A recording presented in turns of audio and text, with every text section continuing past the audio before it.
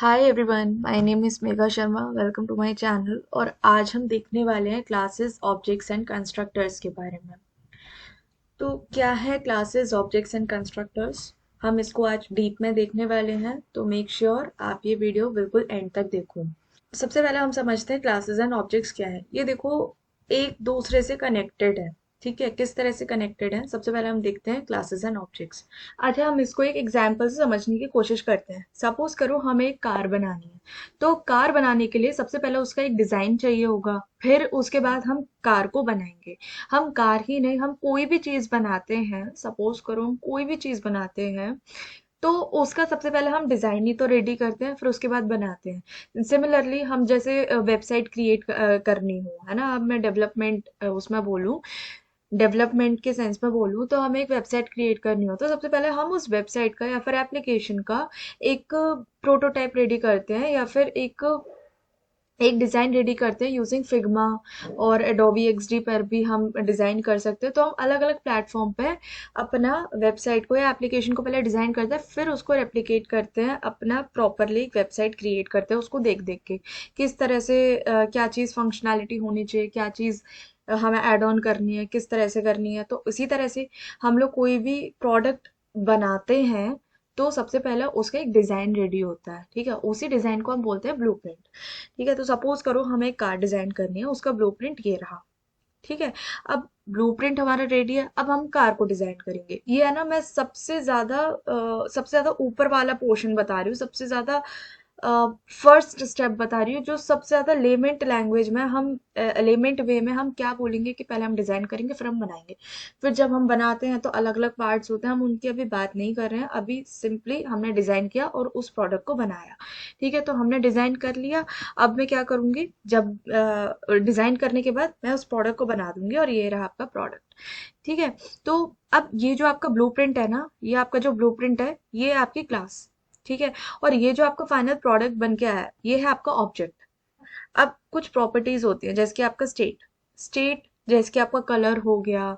और भी स्टेट्स होते हैं, जैसे आपका शेप, लाइट्स की, हेडलाइट्स के शेप्स क्या है, वो अलग अलग आप अपना अकॉर्डिंग आप अपने स्टेट्स दे सकते हो। ठीक है, तो अभी इसके स्टेट क्या है, कलर मैंने दे दिए। फॉर एग्जाम्पल, कलर इसका ब्लू है। ठीक है, इसका बिहेवियर, बिहेवियर क्या है, ये कार चलती है ना, ये भागती है, ये चलती है, ये इसका बिहेवियर है, ये काम करती है।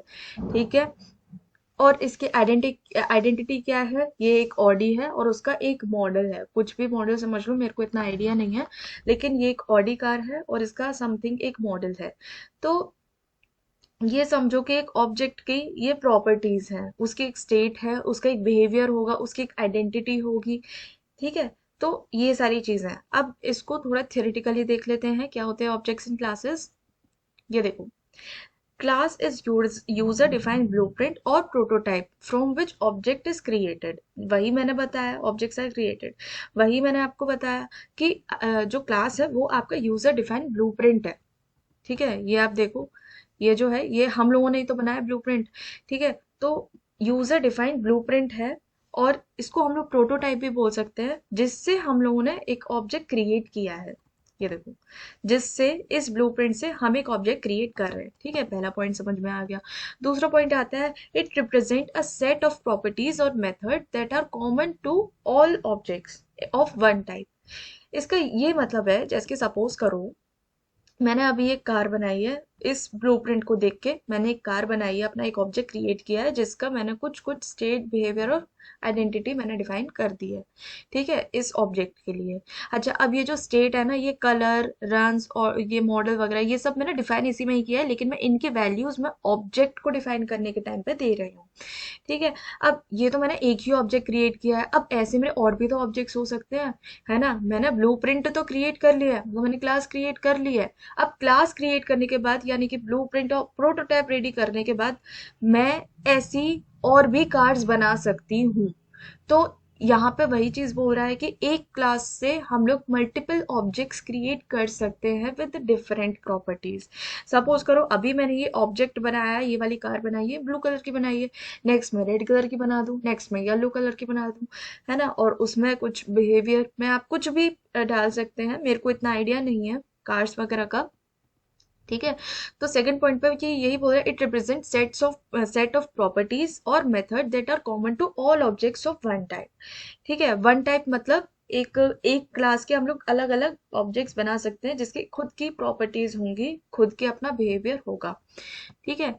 अब using class you can create multiple objects with same behaviour instead of writing their code multiple times. वही बात आ गई। This includes class for objects occurring more than once in your code. यहाँ पर भी वो घुमा फिरा के वही चीज बोल रहा है, जिसकी हम लोगों ने एक क्लास बनाई, उसके मैंने ऑब्जेक्ट्स बनाए। अब वो क्लास मैंने एक बार लिख दी है, तो अब मेरे को दोबारा रिपीटेडली लिखने की जरूरत नहीं है, उसी से मैं सिमिलरली ऑब्जेक्ट्स बना सकती हूँ, अलग अलग ऑब्जेक्ट्स में क्रिएट कर सकती हूँ। ठीक है। So that was about classes. अब ऑब्जेक्ट्स का देख लेते हैं।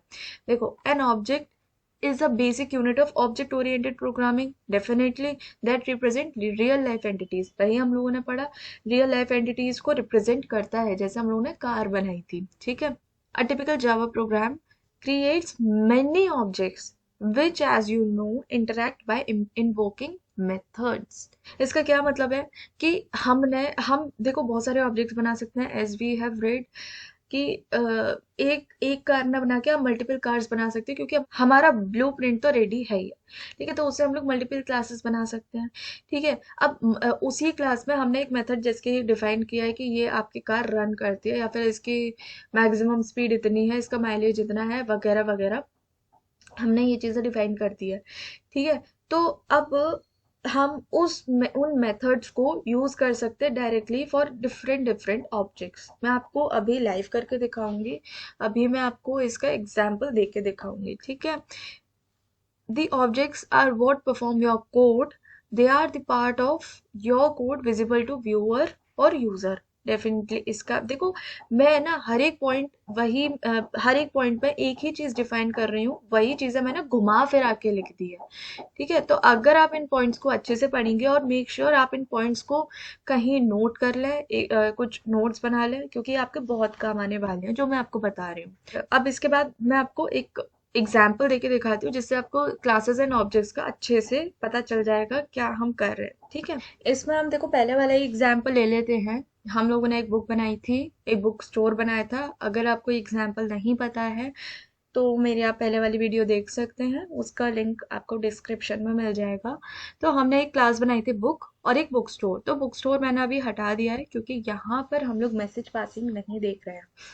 ठीक है। तो मैंने एक क्लास बना दिया बुक, उसमें एक टाइटल है, ऑथर है और उसका प्राइस है। इन सबको मैंने सेट भी कर लिया है, और मैंने एक मेथड बना लिया है, दैट इज डिस्प्ले डिटेल्स। ठीक है। अब मैं इसका एक ऑब्जेक्ट क्रिएट कर रही हूँ, और इस तरह से मैं एक मेथड को कॉल कर रही हूँ, दैट इज डिस्प्ले डिटेल्स। इसको मैं अच्छे से एक्सप्लेन करने का ट्राई करती हूँ आपको। ये देखो, यहाँ पर मैंने ये क्लास बनाई, दिस क्लास इज ब्लूप्रिंट। ठीक है। दिस क्लास इज ब्लूप्रिंट, और ये है मेन ऑब्जेक्ट, है ना। ये ब्लूप्रिंट क्या है, अभी हम लोगों ने कार का, ये ब्लूप्रिंट है। ठीक है। अभी देखो क्या था, हम लोगों ने कार का ब्लूप्रिंट लिया था, बेसिकली वो ही है, ये बुक का ब्लूप्रिंट है, और वो हमारा कार का ब्लूप्रिंट था। और बेसिकली जो हम लोगों ने कार बनाई थी वो ये है। ठीक है। यहाँ पे हम लोगों ने बुक क्रिएट करी है, ये ऑब्जेक्ट है, और वहां पे कार ऑब्जेक्ट था, तो हमने ये बुक क्रिएट करी है। ठीक है। अब बुक की मैं टाइटल को सेट करी, तो सेट टाइटल हम लोग किस तरह से, कोई भी आपकी प्रॉपर्टीज हो, या फिर आपके क्लास के अंदर डायरेक्टली वेरिएबल्स हो, या फिर आपके मेथड्स हो, तो कोई भी वेरिएबल्स एंड मेथड्स को आप किस तरह से कॉल कर सकते हैं, डॉट यूज करके। तो मैंने ये ऑब्जेक्ट तो क्रिएट कर लिया है, ये बुक ऑब्जेक्ट मैंने क्रिएट कर लिया है। किस तरह से मैंने क्रिएट किया है, बुक क्लास का नेम, फिर मैंने ऑब्जेक्ट का नेम मैंने जो डालना है वो इक्वल्स टू न्यू। न्यू से आपका एक उस क्लास का एक न्यू इंस्टेंस क्रिएट हो जाएगा। ठीक है। एंड बुक, और ये देखो, ये हम लोगों ने पैरेंथेसिस दिए हैं, सॉरी ये ब्रैकेट हम लोगों ने दिए हैं। बेसिकली क्या बता रहे हैं, ये आपका कंस्ट्रक्टर बता रहे हैं, डिफॉल्ट कंस्ट्रक्टर है। अभी मैं इसके बारे में आपको बताऊंगी। फिलहाल आप कोई भी ऑब्जेक्ट क्रिएट करेंगे तो आप इस तरह से क्रिएट करेंगे, with the help of new keyword, क्योंकि न्यू कीवर्ड आपका एक इंस्टेंस क्रिएट करता है किसी भी क्लास का। ठीक है। जब तक आपका इंस्टेंस क्रिएट नहीं होगा, तब तक आपका एक ऑब्जेक्ट क्रिएट नहीं होगा। अब यहाँ पर हमारा एक ऑब्जेक्ट क्रिएट हो गया है। ठीक है। एक ऑब्जेक्ट क्रिएट हो गया, दैट इज बुक। अब हमारा सिर्फ और सिर्फ बुक ही क्रिएट हुआ है। अभी इसमें हम लोगों ने कोई टाइटल सेट नहीं किया है, ऑथर सेट नहीं किया है, ना ही हम लोगों ने प्राइस सेट किया है। तो set title, set author and set price, इन तीनों मेथड को यूज करते हुए हम लोगों ने इसके टाइटल, ऑथर एंड प्राइस को भी सेट कर दिया है। फिर उसके बाद अब मैं डिस्प्ले डिटेल्स, जो कि मैंने अपना मेथड बनाया हुआ है, उसको मैं कॉल कर रही हूँ डायरेक्टली। ठीक है, बुक डॉट डिस्प्ले डिटेल्स। अब एक चीज देखो, मैं आपको एक चीज बताऊं। मैंने लास्ट वीडियो में आपको एक्सेस मॉडिफायर्स के बारे में बताया था। ठीक है, मैंने आपको ये चीज बताई थी कि अगर कोई भी मेथड, जैसे इस क्लास में, इस बुक क्लास में, मैंने इस मेथड को प्राइवेट डिफाइन कर दिया, प्राइवेट वॉइड डिस्प्ले डिटेल्स, तो अब देखो यहाँ पर मेरा एरर आ रहा है, क्योंकि it will only accessible inside this book class. ठीक है, क्यों? क्योंकि हम लोगों ने इसको प्राइवेट डिफाइन किया। लेकिन अगर वहीं पर ही मैं इसको कुछ भी डिफाइन नहीं करती हूँ, तो ये आपके डिफॉल्ट की कैटेगरी में आ जाता है।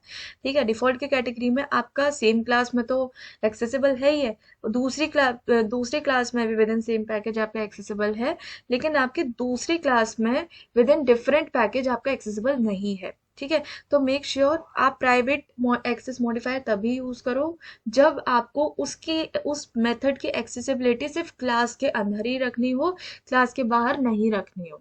ठीक है, तो अगर मैं इसको प्राइवेट डिफाइन कर दूंगी तो ये एक्सेसिबल नहीं होगा और हमें एरर देगा। और अगर मैं इसको करती हूँ रन, तो अब मेरा टाइटल आ गया hello world, author mega Sharma, और प्राइस आ गया हमारा 200। ठीक है, तो इसी यही होता है, देखो आपका क्लास और ऑब्जेक्ट्स, किस तरह से हम लोग ऑब्जेक्ट्स को क्रिएट करते हैं, क्या होता है क्लास। अब हम देख लेते हैं कंस्ट्रक्टर्स के बारे में। तो कंस्ट्रक्टर्स बहुत बहुत ज्यादा इंपॉर्टेंट है, प्लीज इसको बहुत ज्यादा अच्छे से देखो, बहुत ज्यादा इंपॉर्टेंट है। ठीक है, तो कंस्ट्रक्टर्स देखो हमारे क्या होते हैं। Constructor in Java is a special method that is used to initialize objects। तो क्या है कंस्ट्रक्टर? ये आपके स्पेशल टाइप के मेथड होते हैं जो कि ऑब्जेक्ट्स को इनिशियलाइज करने के काम आते हैं। मैंने अभी आपको बताया, जब भी हम ऑब्जेक्ट्स को क्रिएट करते हैं with the help of new keyword, तो न्यू कीवर्ड से हमारा एक उस ऑब्जेक्ट का इंस्टेंस क्रिएट होता है। फिर उसके बाद हम लोग क्लास और क्लास के आगे ब्रैकेट्स हम लोग यूज करते हैं। मैंने अभी अभी आपको एग्जाम्पल में बताया। ठीक है, तो वो जो ब्रैकेट्स है, वो क्लास, और क्लास के बाद में वो जो ब्रैकेट्स है, वो पूरा वो क्या है? एक्चुअली वो कंस्ट्रक्टर है। ठीक है, हमने कोई कंस्ट्रक्टर बनाया नहीं है, वो डिफॉल्ट कंस्ट्रक्टर है। जब हम लोग एक ऑब्जेक्ट क्रिएट करते हैं, न्यू के बाद जब हम लोग क्लास को ऐड करते हैं, उसके बाद हम ब्रैकेट को ऐड करते हैं, तो वो भी आपका फंक्शन होता है, but that is considered as special type of function which is called as constructors in Java. तो इसमें यही चीज है, constructors in Java are special type of methods that is use to initialize object. हम लोगों ने इनिशियलाइज किया, तभी आपका कंस्ट्रक्टर, आप कंस्ट्रक्टर आ गया। ठीक है, नेक्स्ट पॉइंट है, the constructor is called when an object of class is created. वही मैंने आपको बताया, it can be use to set initial values for object attributes. इसका क्या मतलब है कि कंस्ट्रक्टर से हम लोग ऑब्जेक्ट की इनिशियल वैल्यूज भी सेट कर सकते हैं। अब हम रूल्स को देख लेते हैं। रूल्स क्या क्या बोलते हैं आपके कंस्ट्रक्टर्स के, कि constructor must have same name as the class within which it is defined. तो क्लास का आपका जो नेम है, वही आपका नेम कंस्ट्रक्टर का होना चाहिए, सेम टू सेम, और कैपिटल लेटर से स्टार्ट होना चाहिए। ठीक है, दूसरा, constructors do not return any type, कुछ भी रिटर्न नहीं करते हैं, ना वॉइड ना कुछ भी। लेकिन जो मेथड होते हैं वो आपके रिटर्न करते हैं। बेसिकली ये जो पॉइंट्स मैं बता रही हूँ ना, ये आपके नॉर्मल फंक्शन और कंस्ट्रक्टर्स में डिफरेंशिएट भी करते हैं। ठीक है, देखो फर्स्ट आप पढ़ेंगे, constructors must have same name as that of class within which it is defined. तो देखो, कंस्ट्रक्टर्स स्पेशल टाइप के फंक्शन होते हैं जिनका नेम जो है वो सेम होता है एज दैट ऑफ क्लास। लेकिन अगर हम क्लास में अलग से मेथड को डिफाइन करते हैं, तो उसका नेम अलग होता है, वो आपका सेम नेम का नहीं होता है। ठीक है, और दूसरी चीज, वो जो भी मेथड्स होते हैं नॉर्मली, वो हम लोग स्मॉल लेटर से शुरू करते हैं या फिर अंडरस्कोर से स्टार्ट करते हैं। लेकिन आपके जो कंस्ट्रक्टर्स होते हैं वो आपके कैपिटल लेटर से स्टार्ट करते हैं। क्यों? क्योंकि क्लास का नेम और कंस्ट्रक्टर का नेम सेम होना चाहिए। Similarly, constructors do not return any type. देखो, नॉर्मल फंक्शन आपके रिटर्न करते हैं, और अगर किसी भी नॉर्मल फंक्शन को कुछ भी रिटर्न नहीं करना होता है, तो वो उसका रिटर्न टाइप हम लोग वॉइड देते हैं, हमें पता है। लेकिन कंस्ट्रक्टर आपको कुछ भी रिटर्न नहीं करते हैं। Next point is, constructors are called only once at a time of object creation। Definitely जब हम ऑब्जेक्ट को क्रिएट करेंगे तभी आपका कंस्ट्रक्टर कॉल होता है। अब मैं आपको इसका एग्जाम्पल बताती हूँ। मैं क्या करूँगी, इस वाली बुक क्लास को मैं हटा देती हूँ, और इन सब को भी मैं हटा देती हूँ। अब मैं एक क्लास बनाऊंगी स्टूडेंट। एंड स्टूडेंट क्लास में जैसे स्टूडेंट का नेम होगा, स्टूडेंट का रोल नंबर होगा,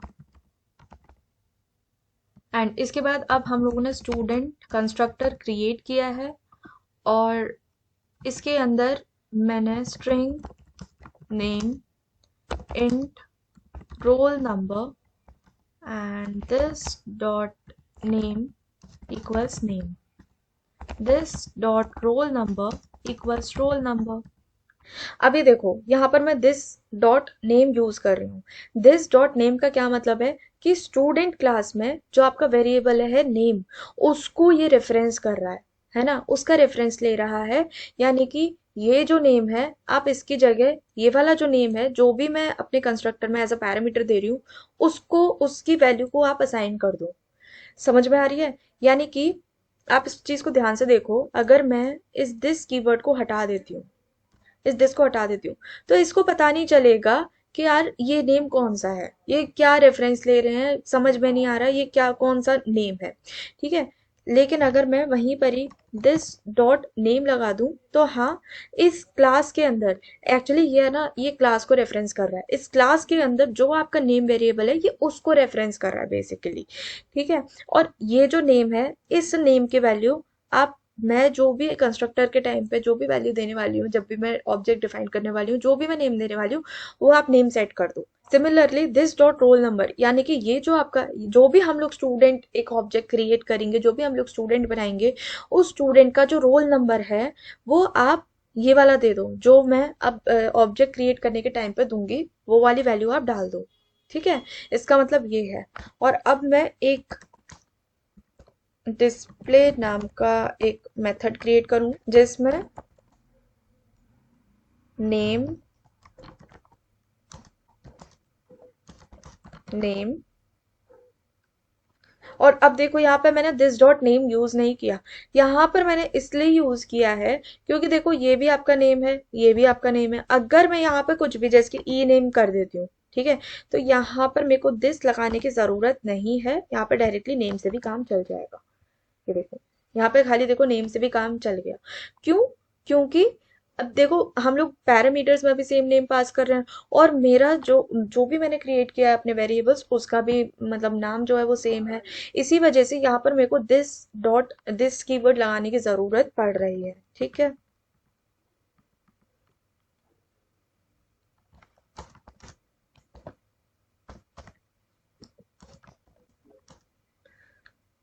रोल नंबर,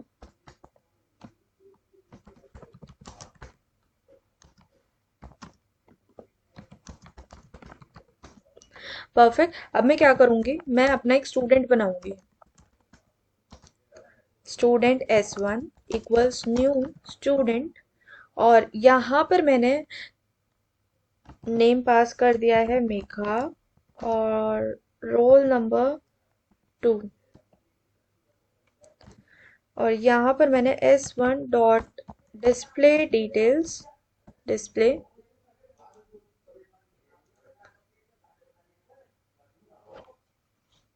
और अब देखो नेम आ गया है मेरा मेघा, रोल नंबर आ गया है आपका 2। ठीक है, डेफिनेटली वो तो आना ही था। अच्छा, अब सपोज करो मैं इसको कर देती हूँ कमेंट, सपोज करो मैंने कोई भी कंस्ट्रक्टर बनाया ही नहीं है और इसको भी फिर मेरे को हटाना ही पड़ेगा। ठीक है, लेकिन still it is not giving any, देखते हैं। हाँ देखो, नेम है आपका नल और रोल नंबर है आपका 0। ठीक है, अभी हम लोगों ने कुछ देखो, डिफॉल्ट वैल्यू आपकी जो स्ट्रिंग की होती है वो नल होती है और इंट की 0 होती है, ये हमें पता ही है। आप ये देखो कि हमें कोई एरर थ्रो नहीं कर रहा है, हम लोगों ने कंस्ट्रक्टर तो बनाया नहीं, लेकिन ये तो आपका कंस्ट्रक्टर ही है ना, स्पेशल मेथड है, कंस्ट्रक्टर है। तो बेसिकली ये क्या है, ये आपकी डिफॉल्ट कैटेगरी के कंस्ट्रक्टर्स होते हैं। ये आपके डिफॉल्ट कैटेगरी के कंस्ट्रक्टर्स होते हैं जो जावा प्रोवाइड करता है। अगर हम कोई भी कंस्ट्रक्टर नहीं बनाते हैं तो ये अपना कंस्ट्रक्टर प्रोवाइड करता है। ठीक है, ये अपने कंस्ट्रक्टर प्रोवाइड करता है। अच्छा, सपोज करो मैंने, देखो एक तो डिफॉल्ट कंस्ट्रक्टर होता है जिसमें हम लोग कोई भी पैरामीटर पास नहीं करते, जिसको हम लोग नॉन पैरामीटराइज्ड कंस्ट्रक्टर्स भी बोलते हैं और डिफॉल्ट कंस्ट्रक्टर्स भी बोलते हैं। ठीक है, देखो एक है ना स्लाइड डिफरेंस आ जाता है, non parameterized constructors and default constructors. Default constructors वो होते हैं जो जावा ही प्रोवाइड करता है, ठीक है। जब भी हम ऑब्जेक्ट को क्रिएट करते हैं हम कंस्ट्रक्टर्स को हमेशा ही कॉल करते हैं, ये देखो कंस्ट्रक्टर्स को हम हमेशा ही कॉल करते हैं, ठीक है। तो अब ये कौन सा कंस्ट्रक्टर है जो जावा ने खुद से बना लिया है, आपको दिखेगा नहीं यहाँ पे कहीं पे, लेकिन जावा ने खुद से अपना कंस्ट्रक्टर बना के रखा हुआ है, सो दैट कि अगर हम प्रोग्रामर्स कंस्ट्रक्टर नहीं बनाते हैं तो ये अपना डिफॉल्ट कंस्ट्रक्टर को यूज कर ले। अच्छा अब सपोज करो मैंने कंस्ट्रक्टर बनाया, नॉन पैरामीटराइज्ड कंस्ट्रक्टर बनाया, और इसके अंदर मैंने हेलो वर्ल्ड पास कर दिया, और अब मैं इसको रन कर रही हूँ। अब देखो हेलो वर्ल्ड आ गया मेरा। देखो अब इस केस में क्या हुआ है कि हमारा जो डिफॉल्ट कंस्ट्रक्टर है वो ओवरराइड हो गया या फिर ओवरराइट हो गया है with this non parameterized constructor that we have defined, ठीक है। तो अब आपका ये जो कंस्ट्रक्टर है ये डिफॉल्ट कंस्ट्रक्टर नहीं है होगा, ये आपका नॉन पैरामीटराइज्ड जो हम लोगों ने डिफाइन किया है वो कंस्ट्रक्टर बन जाएगा। अच्छा अब यहीं पर ही अगर मैं इसको हटा दूं एंड इसको कर देती हूँ अनकॉमेंट, और यहाँ पर मैंने जैसे नेम दे दिया है Megha Sharma and roll number is 1, तो अब देखो हमारा, हमें कोई एरर तो ऑब्वियसली नहीं आएगा, हमारा मेघा शर्मा आ गया और रोल नंबर हमारा 1 आ गया। दूसरी चीज ये है अगर मैं इसको हटा देती हूँ तो ये आपका एरर थ्रो करेगा। हाँ ये देखो मैं इसको रन करके देखती हूँ, तो ये आपका एरर थ्रो कर रहा है, ठीक है। Constructor student in class student can not be applied to given types. क्यों? क्योंकि इसने ओवरराइड कर दिया है, ओवरराइड नहीं सॉरी ओवरराइट कर दिया है, ठीक है। अब यहाँ पर हम डिफॉल्ट कंस्ट्रक्टर को नहीं कॉल कर सकते हैं, यहाँ पर हमें इसी वाले कंस्ट्रक्टर को कॉल करना पड़ेगा। और अगर हमें नॉन पैरामीटराइज कंस्ट्रक्टर चाहिए तो हम सिंपली एक स्टूडेंट का कंस्ट्रक्ट खाली कंस्ट्रक्टर बना देते हैं। अब देखो हमें कुछ भी एरर थ्रो नहीं करेगा। सिमिलरली अगर मैं स्टूडेंट 2 बनाती हूँ, न्यू स्टूडेंट, और यहाँ पर मैं जैसे नितिन मैंने नाम दे दिया और रोल नंबर इज 2, तो अब यहाँ पर ये आपका, अब तो अब यहाँ पर ये आपका ये वाला कंस्ट्रक्टर कॉल हो जाएगा, ठीक है। लेकिन अगर आपने ये हटा दिया, आप मेरी बात समझ रहे हैं, ये हटा दिया और मैं इसको भी हटा ही देती हूँ, ये हटा दिया, तो हम लोग यहाँ पे डिफॉल्ट कंस्ट्रक्टर को कॉल नहीं कर सकते हैं, इतना आप समझ लो। अब हम देखते हैं टाइप्स ऑफ कंस्ट्रक्टर्स। तो कितने तरह के कंस्ट्रक्टर्स होते हैं, एक होता है हमारा डिफॉल्ट, एक होता है हमारा पैरामीटराइज जो मैंने अभी आपको बताया, डिफॉल्ट भी बताया पैरामीटराइज भी बताया, और कॉपी कंस्ट्रक्टर्स। एक नॉन पैरामीटराइज कंस्ट्रक्टर भी होता है जो कि मैंने आपको अभी अभी बताया, जिसमें आप कोई भी पैरामीटर पास नहीं करेंगे। अब डिफॉल्ट कंस्ट्रक्टर्स देखो क्या होते हैं, constructor that has no parameters is known as default constructors, ठीक है। तो मैंने आपको वो चीज बताई, डिफॉल्ट कंस्ट्रक्टर इज इनविजिबल, वही मैंने आपको बताया कि आपको दिखेगा नहीं, लेकिन कंस्ट्रक्टर होता है जो जावा प्रोवाइड करता है। दूसरा आता है आपका parameterized constructor. A constructor that has parameters are known as parameterized constructors. If we want to initialize fields of class with our own values, then use parameterized constructors. फिर आता है आपका copy constructor. तो copy constructor in Java is a constructor that is used to create new object of as a copy of existing object. इसका मैं आपको example देती हूँ। सपोज करो मैंने यहाँ पे एक नाम दे दिया अपना मेघा, रोल नंबर इज 2, ठीक है, और मैं S1 को डिस्प्ले कर रही हूँ। अच्छा S1 को डिस्प्ले करने से पहले मैंने क्या किया, मैंने कॉपी कंस्ट्रक्टर बनाया। कॉपी कंस्ट्रक्टर देखो क्या होता है, मैंने स्टूडेंट बना लिया है और स्टूडेंट में एज अ पैरामीटर मैं स्टूडेंट को ही पास कर रही हूँ, और यहाँ पे S मैंने पास कर दिया है। और अब देखो this dot name equals S dot name, this dot roll number equals S dot roll number, ठीक है। तो यहाँ पर मैं कॉपी कंस्ट्रक्टर को कॉल करूँ। कॉपी कंस्ट्रक्टर क्या है, हमारा नॉर्मली आपका कंस्ट्रक्टर होता है, लेकिन उसके पैरामीटर में हम उसी क्लास का ऑब्जेक्ट पास करते हैं, ठीक है, उसी क्लास का ऑब्जेक्ट हम पास करते हैं। तो अब मैंने क्या किया है, दिस डॉट नेम, यानी कि ये जो आपका स्टूडेंट बनेगा, ये जो आपका कॉपीड स्टूडेंट बनेगा, ठीक है, उसका जो नेम है वो आपका जो भी मैं पैरामीटर्स में दूंगी उसका नेम, उसी का जो नेम होगा वो आप इसको असाइन कर दो। और जो आपका कॉपीड स्टूडेंट है उसका जो रोल नंबर होगा, ठीक है, उसका जो रोल नंबर होगा वो मैंने जो भी कॉपीड स्टूडेंट है उसका रोल नंबर आप कॉपी कर दो। ठीक है। अच्छा, सपोज करो मैंने एक क्लास और वेरिएबल बनाई है, that is standard and standard, या फिर इसको स्ट्रिंग में कर लेते हैं, स्ट्रिंग स्टैंडर्ड। और यहाँ पर अब मैं स्टैंडर्ड का एक सेटर फंक्शन क्रिएट करती हूँ। कैसे? मैंने राइट क्लिक किया, जनरेट एंड सेटर, स्टैंडर्ड के लिए मैंने सेटर फंक्शन क्रिएट कर लिया है। अब इसके बाद मैंने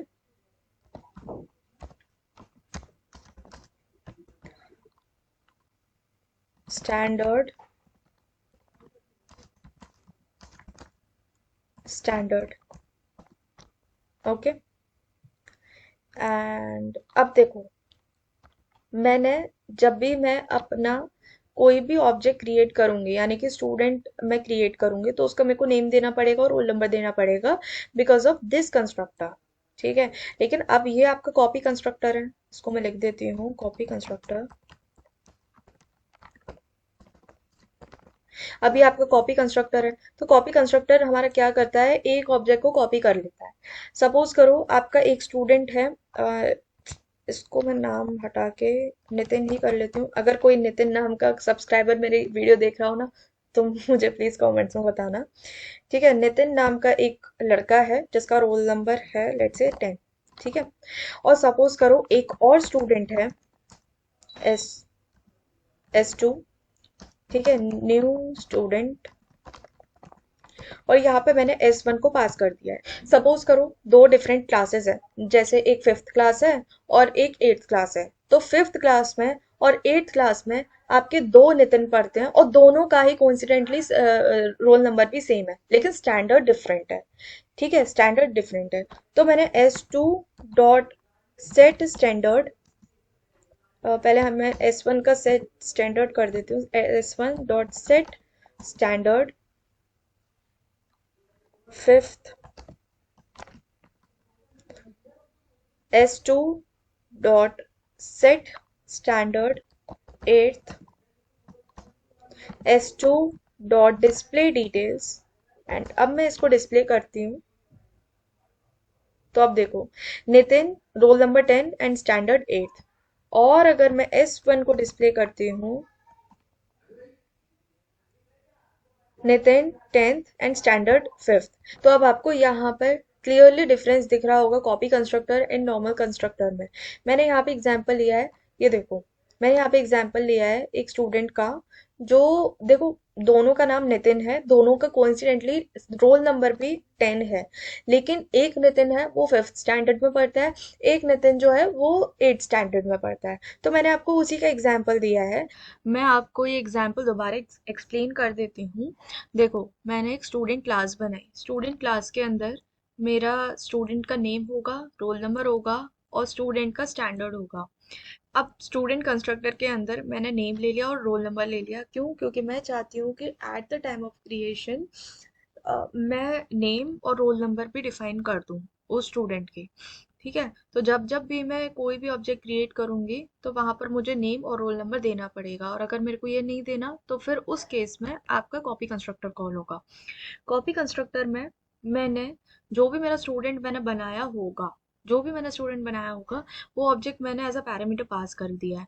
अब जो भी मेरा जो कॉपीड स्टूडेंट है उसका जो नेम है वो मेरा जो भी मैंने स्टूडेंट बनाया होगा उसका नेम असाइन हो जाएगा।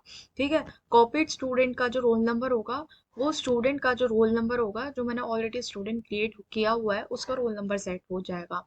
ठीक है, and this method is for displaying, sorry, and this method is for setting standard. ठीक है, तो हर एक स्टूडेंट की अलग अलग स्टैंडर्ड होगा, ऐसा नहीं हो सकता कि सेम क्लास में सेम नेम के सेम रोल नंबर के स्टूडेंट्स पढ़ सकते हैं। डेफिनेटली उनकी क्लास अलग अलग होगी। ठीक है, and this is the method to display the details, जैसे कि नेम हो गया, रोल नंबर हो गया एंड स्टैंडर्ड हो गया.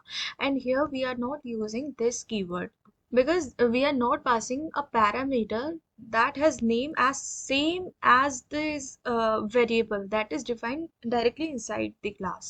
ठीक है, अगर मैं यहाँ पर string name कर दूं तो instead of taking this name it is taking this name. ठीक है, इसी वजह से यहाँ पर मैंने दिस कीवर्ड का यूज नहीं किया. एंड सपोज करो इफ मैंने नेम लिख दिया और यहाँ पर मैंने दिस डॉट नेम डिफाइन कर दिया, तो अब यहाँ पर ये वाला नेम नहीं है, ये वाला नेम है. समझ में आ गई?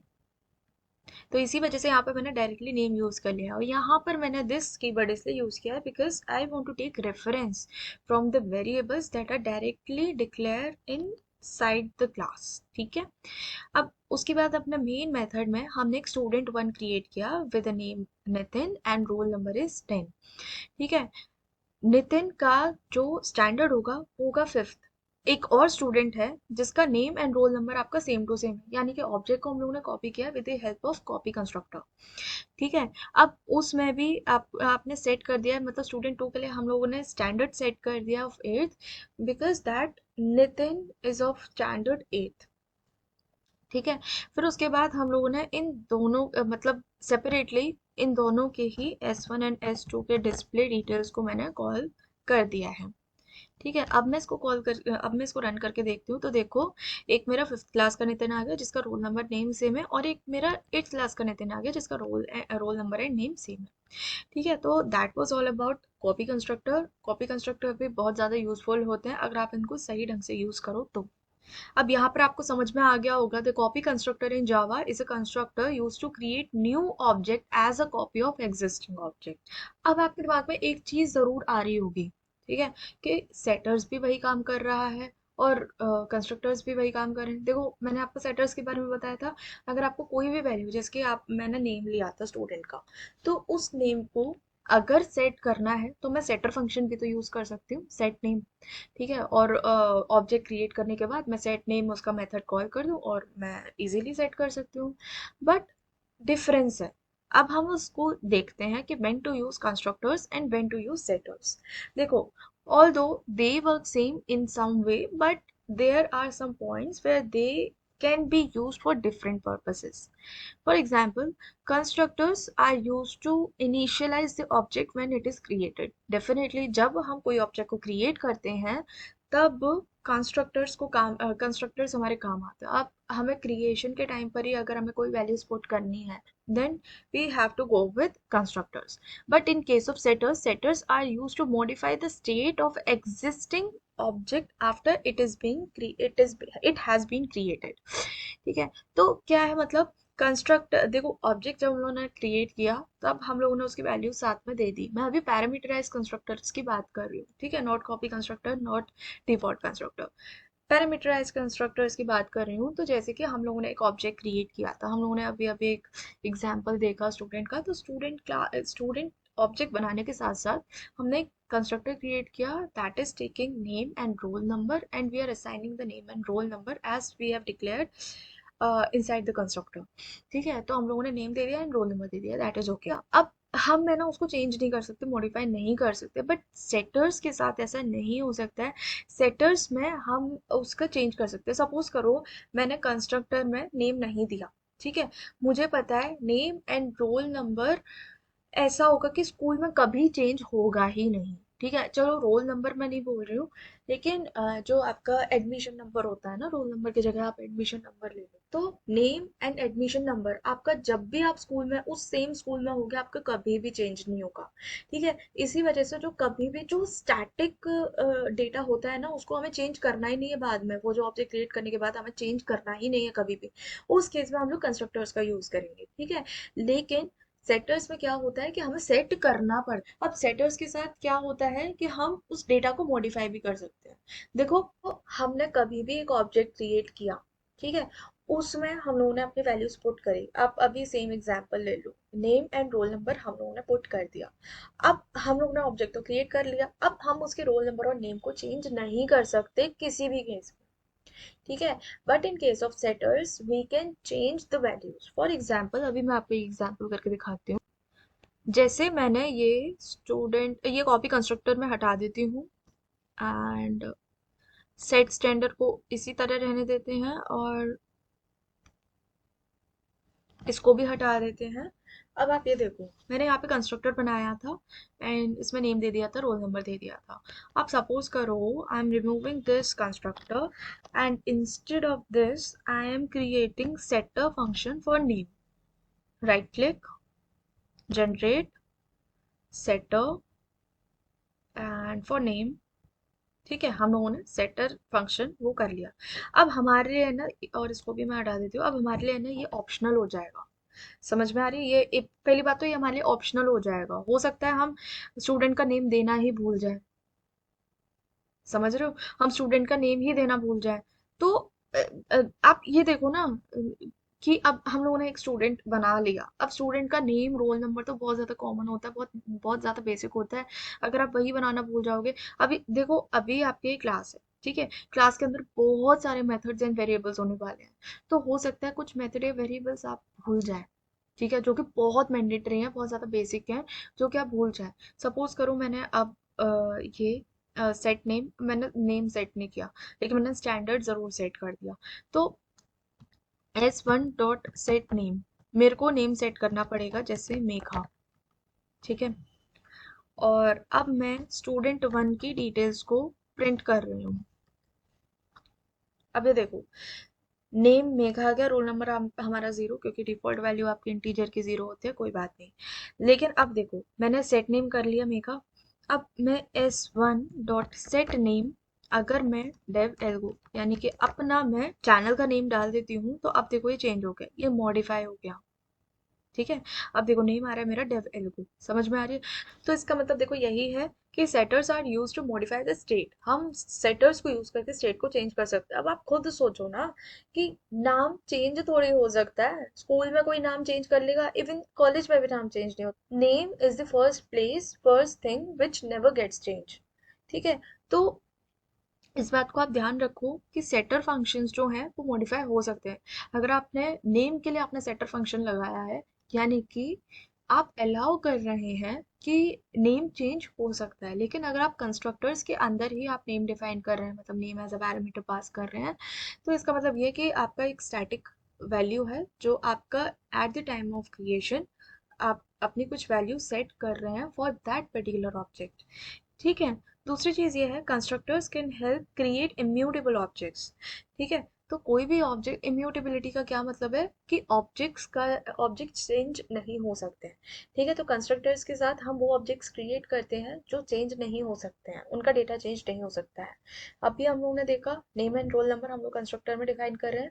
तो कंस्ट्रक्टर मतलब जब हम लोग बना रहे हैं कोई भी ऑब्जेक्ट, उसका नेम एंड रोल नंबर दे रहे हैं, फिर हम चेंज नहीं कर सकते, हम लोगों ने एक बार दे दिया सो दे दिया, ठीक है। If you use setters instead of constructors, the object becomes mutable, ठीक है। तो सेटर्स के साथ मैंने वही बताया, म्यूटेबिलिटी या म्यूटेबल मतलब चेंज हो सकता है, ठीक है। तो वो वेरिएबल की जो वैल्यू है हम चेंज कर सकते हैं in case of setters. So I hope आपको दोनों में डिफरेंस समझ में आ गया होगा। आपको ये समझ में आ गया होगा कब आपको कंस्ट्रक्टर्स को यूज करना है, कब आपको सेटर्स को यूज करना है, ठीक है। सेटर्स एंड गेटर्स के बारे में भी मैं आपको बहुत और अच्छे से बता दूंगी, ठीक है। गेटर्स भी वैसे ही होते हैं जस्ट लाइक सेटर्स, कोई ऐसा खास डिफरेंस नहीं है, बस getters are use to get values and setters are use to set values, ठीक है। तो अगर आपको मेरी वीडियो पसंद आई हो, then do like this video, subscribe my channel and share it with your friends. Thank you.